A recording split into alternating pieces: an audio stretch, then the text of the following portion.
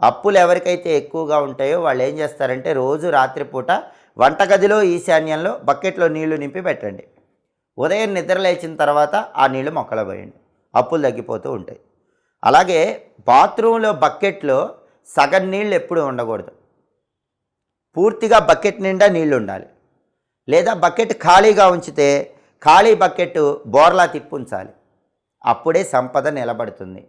అంతేగాని బకెట్లో సగభాగం నీళ్లుంటే సంపద అనేది ఎప్పుడూ కూడా మనకి సగమే వస్తూ ఉంటుంది. బకెట్ నిండా నీళ్లు ఏర్పాటు చేసుకొని ఉండాలి.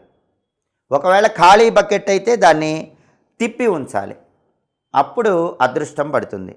అలాగే ఎప్పుడూ కూడా మెయిన్ ఎంట్రన్స్ పైన లైట్ వెలుగుతూ ఉండేలాగా చూడండి. రాత్రిపూట కూడా మెయిన్ ఎంట్రన్స్ పైన ఏదో ఒక చిన్న నైట్ బల్బు వెలుగుతూ ఉండాలి.